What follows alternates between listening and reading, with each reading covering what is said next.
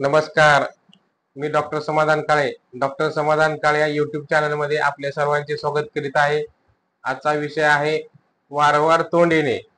त्याला oral thrush म्हटले जाते किंवा स्टोमाटायटिस पण म्हटले जाते किंवा माउथ अल्सर पण म्हटले जाते.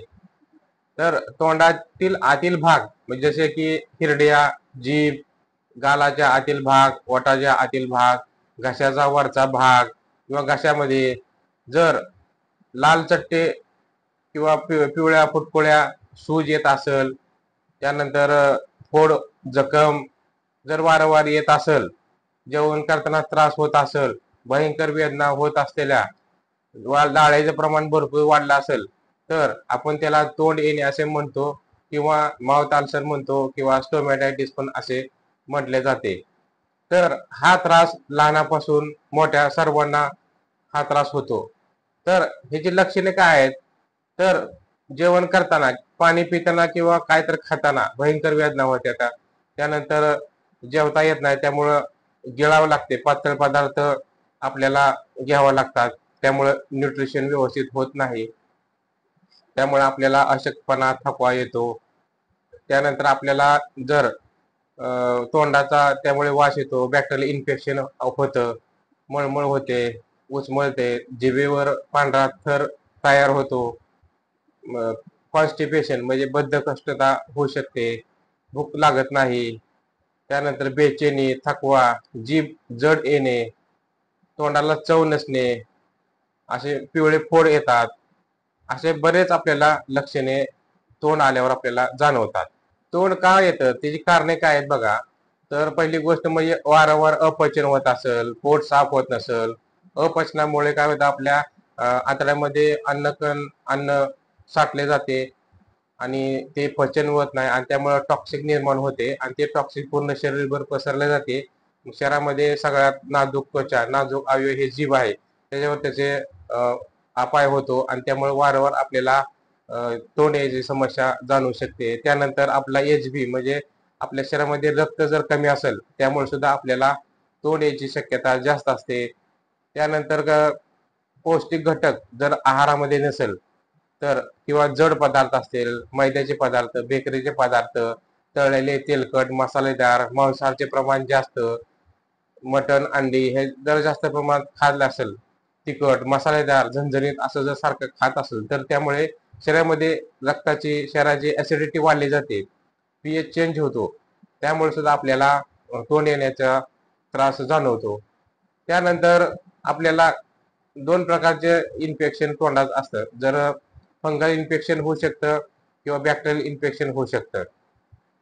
तर फंगस दोन प्रकारचे आहेत, कॅन्डिडा अब्लिकन्स म्हणजे त्याला थ्रश म्हटलं जातं किंवा व्हिन्सेंट स्पायरोचिट किंवा व्हिन्सेंट अँजेना, ह्या दोन प्रकारच्या फंगसमुळे सुद्धा आपल्याला जिभेवर पांढरा थर येतो, त्यामुळे सुद्धा तोंड येऊ शकते.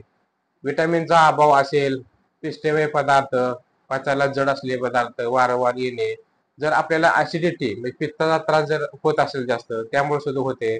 जागरण जास्त, धूम्रपान, त्यानंतर असे बरेच कारण आहेत की ज्यामुळे आपल्याला आपल्याला हे तोंड येण्याचा प्रॉब्लेम होऊ शकतो.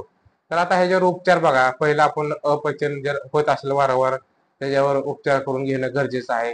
त्यानंतर आहार सकस, जीवनसत्व, विटामिन्स, प्रथिने, कार्बोहायड्रेट समप्रमाणात आपल्या शरीराला मिळणं गरजेचं आहे. त्यासाठी आपण चौरस आहार घेणं गरजेचं आहे. शांत झोप, पाणी पिणे योग्य प्रमाणात असणं गरजेचं आहे. जागरण टाळणं गरजेचं आहे. धूम्रपान, थंड पेय असलेले किंवा शीतपेय, थंड पेय, कोल्ड ड्रिंक्स म्हणा, हे अति थंड पाणी पिणे हे सुद्धा घातक ठरू शकते, त्यामुळे सुद्धा आपल्याला तोंड येण्याचा प्रॉब्लेम होऊ शकतो. त्यासाठी तुम्हाला एक घरगुती एक उपचार सांगतो.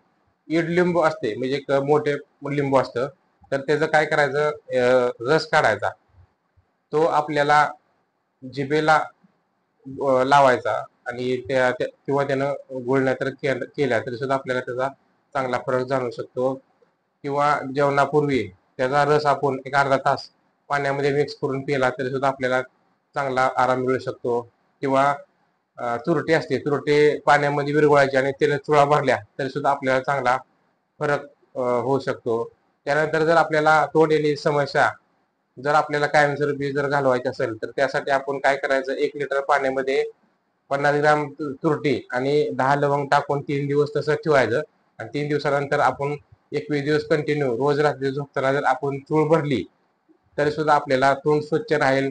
तोंडामध्ये जे कीटक वगैरे जे घातक जीवाणू असलेले किंवा बुरशी असेल ते सर्व निघून जाईल आणि आपल्याला तोंडाचा कुठल्याही प्रकारचा त्रास होणार नाही. त्यानंतर आपण तोंडाची स्वच्छता ठेवणं गरजेचं आहे. काहीतरी गोड खाल्ल्यानंतर जेवणानंतर ब्रश करणं गरजेचं आहे. सकाळ संध्याकाळ ब्रश करा. त्यामुळे सुद्धा आपलं अन्नकण तोंडामध्ये राहणार नाही, ते कुजणार नाहीत आणि त्याचं इन्फेक्शन तोंडामध्ये होणार नाही. त्यामुळे आपल्याला तोंड येण्याची समस्या होणार नाही. आता आपल्याला एक 5 दिवसाची ॲलोपॅथिक ट्रीटमेंट सांगतो. त्यामुळे सुद्धा आपल्याला चांगला फरक पडू शकते. हे मोठ्यांसाठी ट्रीटमेंट आहे. 18 वर्षाच्या पुढील हे घेऊ शकतात. तर जोपान 150 गोळी आणि जेंटिल टॅबलेट हे दोन्ही एक एक गोळी जेवणानंतर संध्याकाळी झोपताना चावून खायच्या, असे 3 दिवस खायच्या. त्यानंतर मेट्रोजिल 400 mg गोळी सकाळ दुपार संध्याकाळ जेवणानंतर घ्यायची. त्यानंतर किट्रॉल टॅबलेट सकाळ संध्याकाळ जेवणानंतर घ्या. जर आपल्याला हे होत असेल, फोड येत असतील तर त्याला बेटनासोल टॅबलेट सकाळ दुपार संध्याकाळ घ्या. नंतर फॉलवाईट टॅबलेट सकाळी 2 संध्याकाळी 2 जेवणानंतर घ्या. जर आपल्याला तोंडामध्ये लालसरपणा असेल किंवा जखम झाल्यासारखं वाटत असेल तर हेक्झिडिन माउथ वॉश आपण ह्याच्यामध्ये अर्धा ग्लासमध्ये 1 टोपण टाकून जेवणानंतर चूळ भरा. त्यानंतर जर बुरशी थर असेल आपल्या जिभेवर, पांढरा थर जर असेल तर कॅन्डिड माउथ पेंट आपण आपल्या जिभेला लावू शकता. त्यानंतर जर पिवळे पिवळे फोड जर असतील तर आपण केनॅकोट ओरल जेल हे दिवसातील 3 ते 4 वेळा लावायचं. एक 10 मिनिटे ठेवा, थुकून द्या. असं जर केलं तरी सुद्धा आपल्याला तोंड येण्यापासून आपल्याला मुक्तता मिळेल. तर ही माहिती कशी वाटली?